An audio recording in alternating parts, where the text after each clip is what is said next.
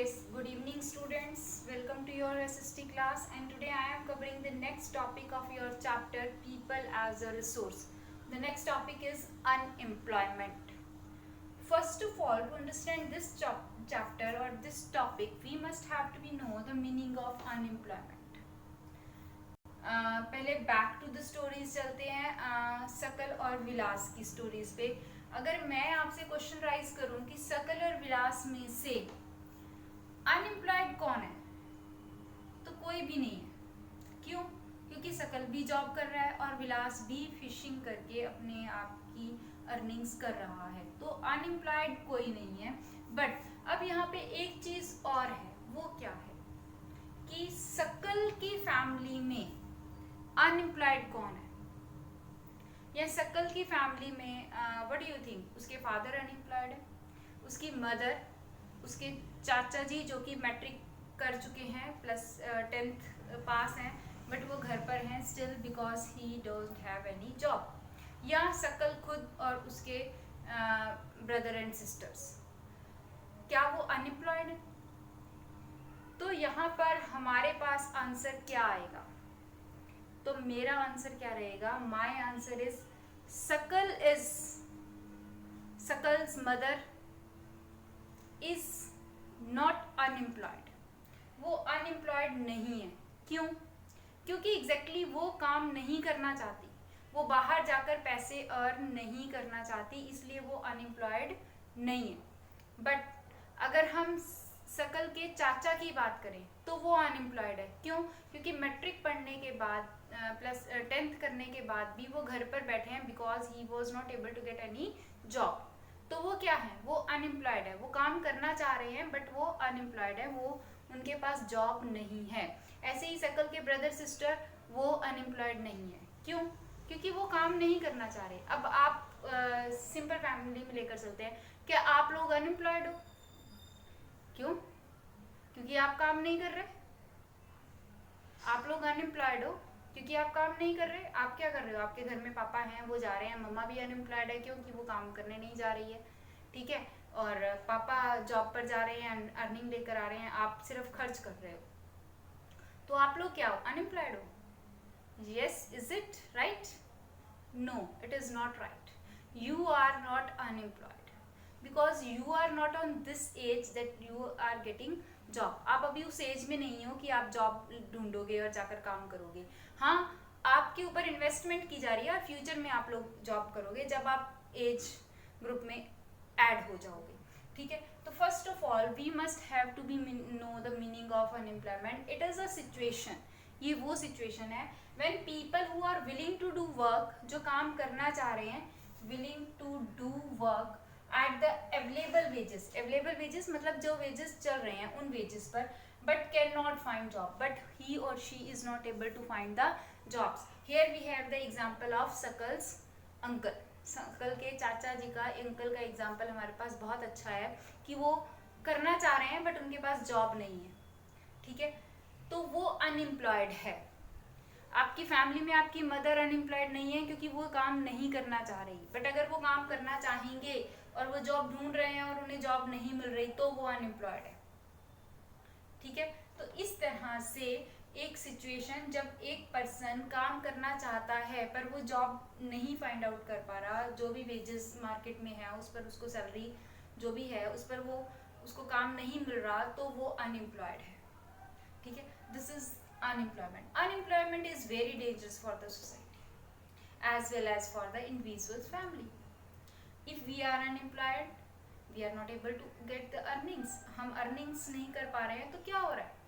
We are not able to fulfill our daily requirements. हम अपनी requirements को पूरा नहीं कर पाएंगे, और अगर हम अपनी requirements को ही पूरा नहीं कर पाएंगे तो हम country की development में कैसे help करेंगे? तो unemployment is a dangerous thing for the society. Society के लिए, फैमिली के लिए अनएम्प्लॉयमेंट अच्छी नहीं है, वो डेंजरस है. It led to decrease the development of the country. Country की डेवलपमेंट को डिक्रीज करती है अनएम्प्लॉयमेंट. ठीक है. Now further come on the type of unemployment.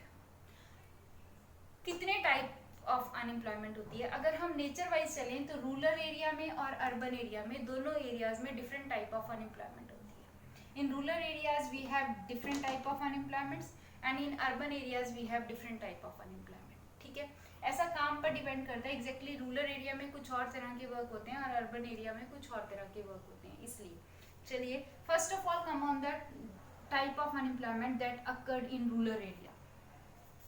Rural area में किस टाइप की अनएम्प्लॉयमेंट पाई जाती है? The very first is seasonal unemployment.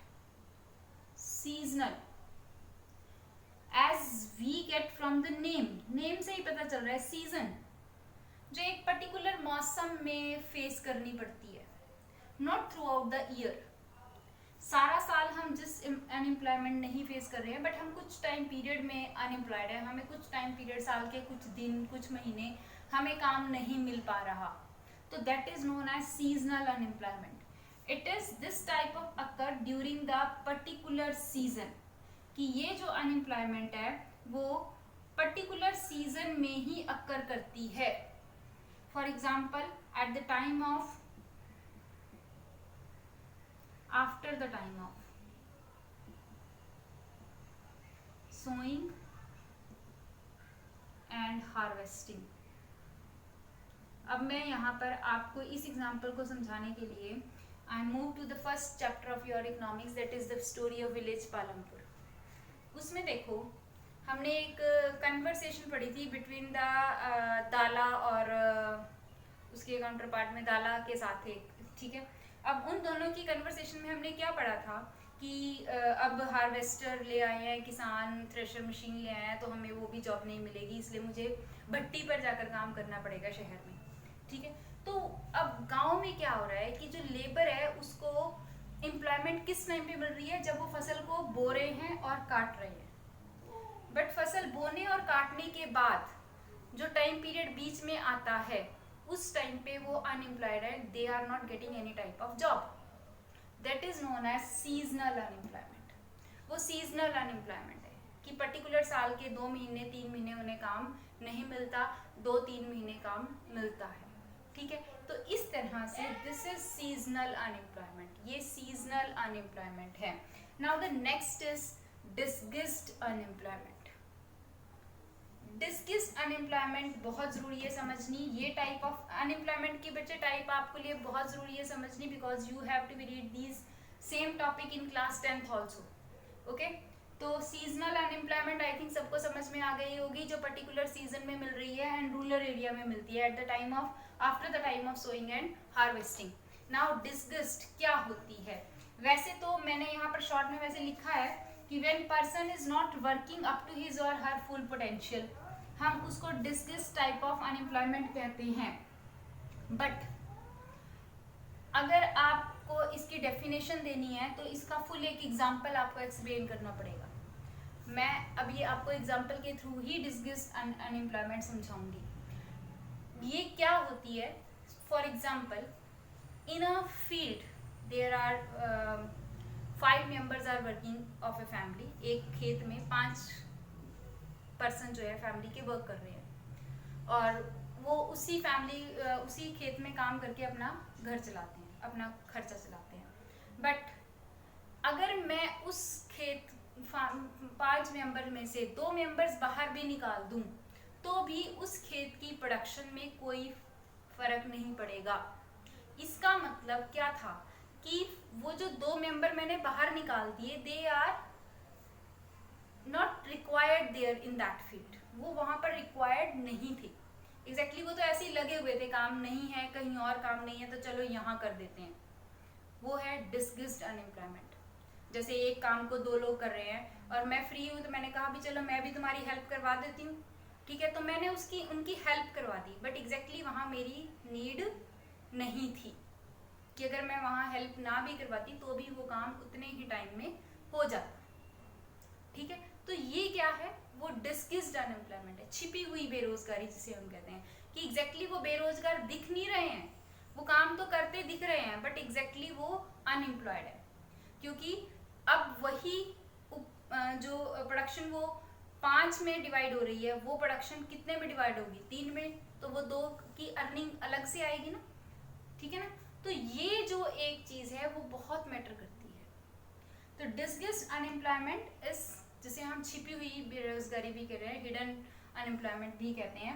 When exactly कौन सी है? When person is not working up to his or her full potential, कि जितनी उसमें क्षमता है वो उसके उतना काम नहीं कर रहा, वो डिस्गिस्ट टाइप ऑफ अनएम्प्लॉयमेंट है। इसका एग्जाम्पल के थ्रू ही आप डेफिनेशन दोगे। अगर आपको डिस्गिस्ट टाइप ऑफ अनएम्प्लॉयमेंट की डेफिनेशन आती है तो you just right the example कि 5 मेंबर्स थे, 2 को बाहर निकाल दिया तो भी प्रोडक्शन पर कोई इफेक्ट नहीं पड़ा, ठीक है। तो this is disguised unemployment. Okay, now move to the urban area. Rural area में कंडीशंस कुछ और होती हैं, तो वहाँ पर डिफरेंट टाइप ऑफ अनएम्प्लॉयमेंट मिलती है। But in urban areas we have different type of conditions, हमारे पास डिफरेंट टाइप ऑफ कंडीशंस आती हैं। तो यहाँ पर किस टाइप की अनएम्प्लॉयमेंट मिलती है? Here is educated unemployment. Educated word से ही समझ आ रहा है, पढ़ी लिखी बेरोजगारी, जो पढ़े लिखे हैं वो लोग बेरोजगार है। एग्जैक्टली क्या है? रूरल एरिया में लोग कम पढ़े लिखे होते हैं, but in urban area people are educated. लोग पढ़े लिखे हैं, they have enough capability to do the work, but they are not able to get the job. They are educated, they are getting higher education, graduation है, master degree है, PhD holders भी है, but they are not able to got the jobs. That is educated unemployment. It is very dangerous for the society. पढ़े लिखे होने के बावजूद भी वो अनएम्प्लॉयड होते हैं। यहाँ पर सबसे बड़ा कारण क्या है एजुकेटेड अनएम्प्लॉयमेंट का? कि मैक्सिमम जो लोग एजुकेटेड होते हैं, जो पढ़े लिखे होते हैं, वो ये इस तरह का काम नहीं करेंगे, वो लेबर वर्क नहीं करना चाहते सोसाइटी में। What they want white collar jobs. You know what do you mean by white collar jobs? White collar jobs जो मतलब ऑफिस में बैठकर काम करने वाली जॉब्स होती हैं, हम उन्हें white collar jobs कहते हैं। कंप्यूटर पर बैठ के कंप्यूटर चलाने का काम है, ऑफिस में बैठ के अंदर जाके हमने बस ऑफिस की डीलिंग का वर्क करना है, तो they are known as white collar jobs। तो एजुकेटेड पीपल क्या चाहते हैं? They want white collar jobs, और उन्हें वो मिलती नहीं है, लेबर वर्क वो करते नहीं है। So in the urban areas we have this type of unemployment. हमें ये वाली जो अनएम्प्लॉयमेंट है वो फेस करनी पड़ती है।